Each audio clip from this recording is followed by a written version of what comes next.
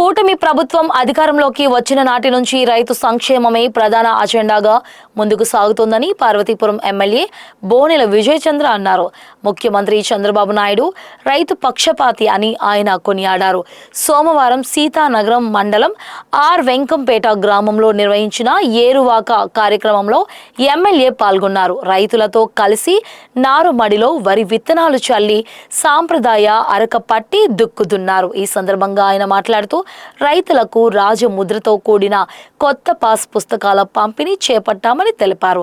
సాగు కాలంలో ఎరువుల కొరత తలెత్తకుండా ప్రభుత్వం పూర్తి స్థాయిలో సరఫరా చేస్తుందని స్పష్టం చేశారు. వ్యవసాయాన్ని లాభసాటిగా మార్చేందుకు ప్రభుత్వం పలు సంక్షేమ అభివృద్ధి కార్యక్రమాలను అమలు చేస్తుందని, రైతులు వాటిని సద్వినియోగం చేసుకోవాలని పిలుపునిచ్చారు. పంటను తీసుకోవడం కాదు, మీరు పండించిన పంట ఏం పండిస్తున్నారు, మీ పొలం ఎంత సారవంతంగా ఉన్నది కూడా ప్రభుత్వమే చెక్ చేస్తుంది. మీ పాస్ పుస్తకాలు మీకు ఇవ్వడం జరిగింది. ఇంతకు ముందు మీ పాస్ పుస్తకాల మీద ఎవరి ఫోటో ఉండేది? మీ ఫోటో కన్నా ముందు ఇంకో ఫోటో ఉండేది. జగన్మోహన్ రెడ్డి ఫోటో వేసుకునేవాడు మీ పాస్ బుక్ల మీద. మీ ఇంటి మీద ఉండేదా ఫోటో? మీ బాత్రూమ్ మీద ఫోటో ఉండేదా? మీ తలుపుకో ఫోటో ఉండేదా? తర్వాత ఎక్కడ ఉండేది ఫోటో? మీ పాస్ పుస్తకాల మీద, మీ పట్టాదారు పుస్తకం మీద మీకన్నా పెద్ద ఫోటో ఆయనదే ఉండేది. ఎందుకు ఎంచుకున్నాడు తెలుసా?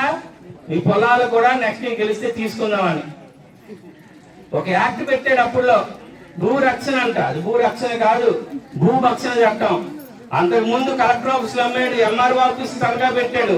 నెక్స్ట్ తనఖా పెట్టడానికి ప్రభుత్వ భూములు దొరకకపోతే ప్రజల భూములు అమ్ముకుందాం అనుకున్నాడు. అందుకని ఆయన ఫోటో వేసుకున్నాడు.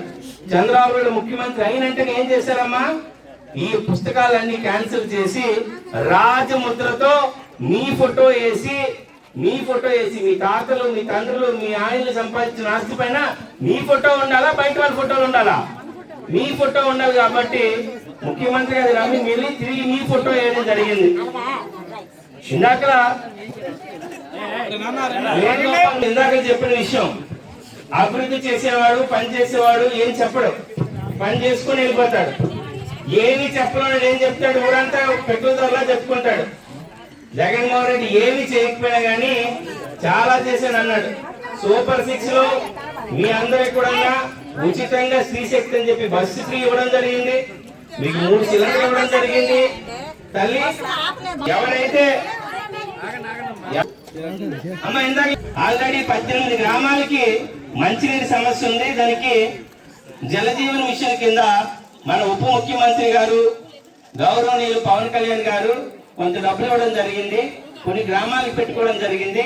సెకండ్ ఫేజ్ వచ్చేటప్పుడు మీ గ్రామానికి ఎక్కడైతే సోర్స్ ఉందో, అంటే ఎక్కడి నుంచి అయితే పెద్ద పైపులు వేసి మీ ఇంటికి ఇవ్వాలనేది ఒక ఆలోచనలో ఉన్నారు.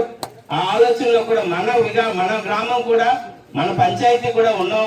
అదృష్టం రెండో ఫేజ్ లో మనందరికీ కూడా ఇక్కడి నుంచి మీ ఇంటికి ఒక పెద్ద ట్యాంక్ కట్టించి ఆ ట్యాంక్ ద్వారా ఇంటింటికి కొలా ఇచ్చే బాధ్యత ప్రభుత్వం తీసుకుంటుంది. ఇక రోడ్డు గురించి చెప్పారు, బొక్కుపేట రోడ్డు గురించి. ఆల్రెడీ బొక్కుపేట రోడ్డు 3 కోట్లకి శాంక్షన్ అయిపోయింది. అయితే ఈరోజు ప్రపంచంలో 2 దేశాల మధ్య యుద్ధం జరుగుతుంది, తెలిసే ఉండొచ్చు. ఆ దేశం నుంచే మనకి చమురు వస్తుంది, ఆ దేశం నుంచే తారు వస్తుంది, ఆ దేశం నుంచే గ్యాస్ వస్తుంది.